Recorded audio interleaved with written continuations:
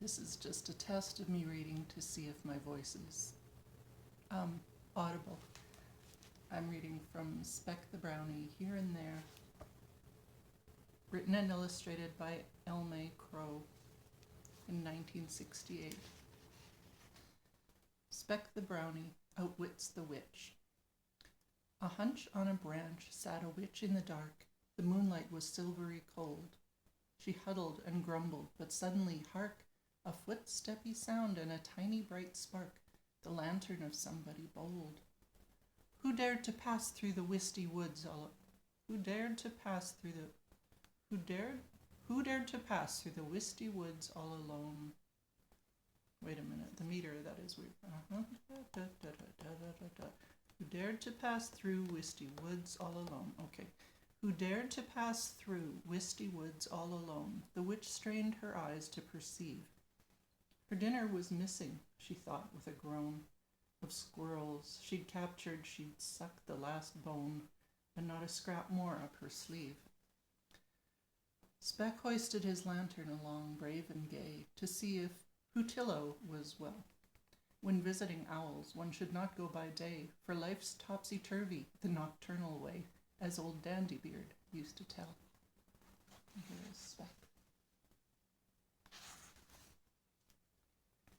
I smell something good, thought the witch with a smile. A brownie, I vow, coming here. I've tasted the fairies just once in a while. I'll pounce on him now. I'm too hungry for guile. He'll be my repast of the year. Speck walked with great care, on his wits to depend, for witches and trolls could bring harm. He looked up above him where twigs seemed to bend, saw there the witch poised to leap and descend, and swerved with a shout of alarm. Speck dropped his lantern and dashed through the trees in hopes that the witch would not follow. She hated to run, for a trot made her wheeze, but holding... Oh, sorry, I got a text. She hated to run, for a trot made her wheeze, but holding her tatters up over her knees, she crashed after Speck through the hollow.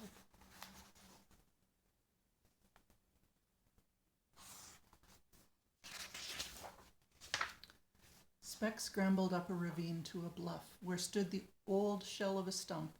He heard the witch tramping the brush in a huff, and waited no longer, he'd heard quite enough, so into a hole gave a jump. A sudden cessation of crashes and blows made Speck peek outside the stump wall. He dreaded the silence, for maybe, who knows, the witch could be sniffing him out if she chose, and trapping him under her shawl.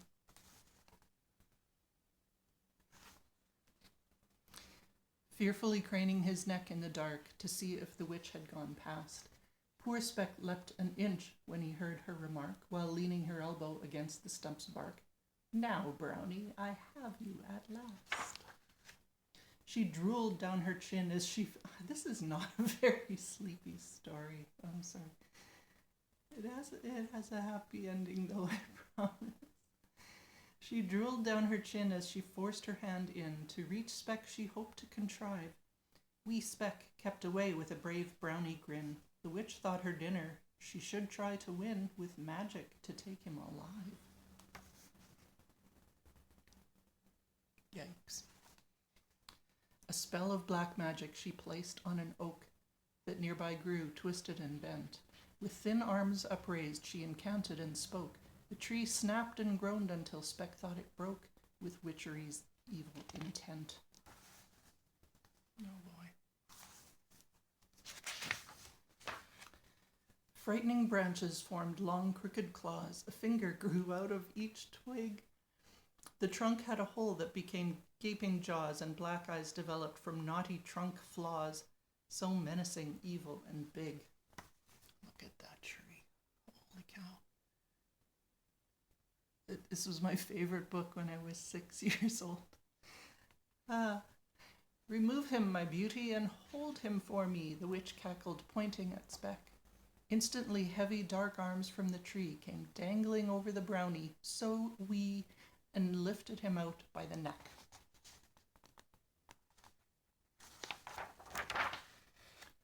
This black magic spell has an opposite charm his teacher had taught him to use. Speck softly whispered the tree, lowered... Speck softly whispered the tree... Speck softly whispered the tree, lowered its arm. Okay, the meter is weird here. Speck softly whispered, the tree lowered its arm, gently laid Speck on a stone, without harm. This is a very beautiful illustration here, I think. And snatched the witch out of her shoes. Notice the red and white stockings. Oh, and the buckles on her black shoes. They're very, very, very archetypal. As Speck gave directions, the oak gave a quake. The evil old witch screamed in rage. With barky brown fingers, it started to shake the witch upside down till she thought she would break. Good Lord. And look at the way she illustrated the word break. Then branches locked into a cage. Speck scratched his head to remember the rite he'd learned at old Dandybeard's knee, a charm against witches for brownie or sprite, who travels or strays at the fall of the night. There's the witch in her cage of branches. The words of the charm were too jumbled to spell and almost too garbled to say, but thanks to his teacher, Speck chanted so well. The cant-in-cant chant made the witch screech and yell. Okay, but this is very confusing to me because there's a bit of text in here. I'm not sure exactly how it fits in with the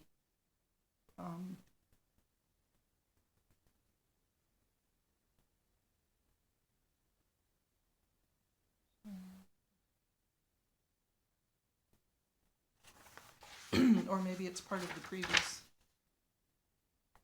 Oh, yeah. Okay, here we go. Speck scratched his head to remember the rite he'd learned at old Dandybeard's knee, a charm against witches for brownie or sprite, who travels or strays at the fall of the night, buzzed around in his brain like a bee. He's down with some fiddlehead ferns. The words of the charm were too jumbled to spell and almost too garbled to say, but thanks to his teacher, Speck chanted so well. The cant-in-cant chant made the witch screech and yell, her black magic melting away. "Be kind, little brownie, don't leave me up here," the witch cried. "I'm hungry, you know.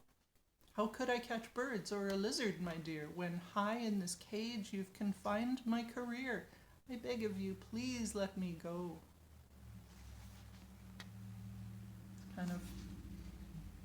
Kind of sad. Could be a trick. It's probably a trick, but it's probably also true. Good little Speck made the cage open wide. "Aha," thought the witch. "Now he's mine." Oh, so it was a trick, totally.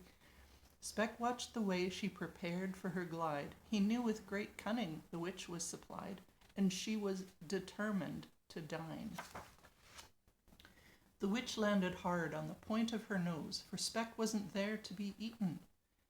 He signaled a vine, which entangled her toes, a vine which entwined her each time she arose, while she glared at him, angry and beaten.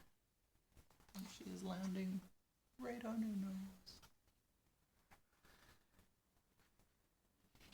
He gave her a lecture on what she should eat, suggesting a few tasty roots. In season, wild strawberries, really a treat. Little red cherries, tart, tangy, or sweet, and nourishing mushrooms and fruits.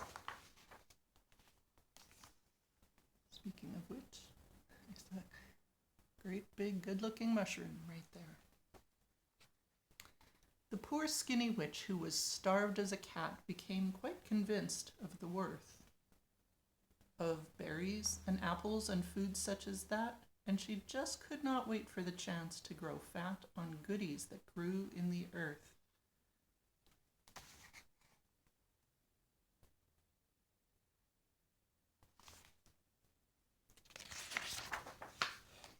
His lantern aloft, Speck continued his trip to visit Hutillo that eve.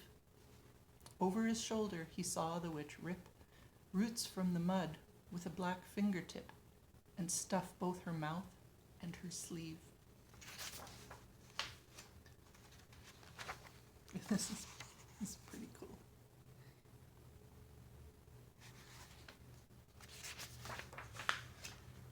Speck chuckled to think of the change that took place. That witch really mended her ways. No longer half-starved, but with happier face, she might further alter the evil witch race with good till the end of her days.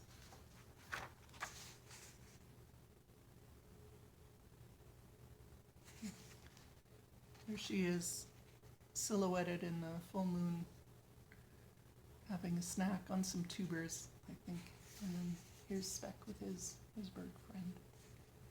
And that is the end of that particular story in Speck the Brownie, here and there. Thanks for listening.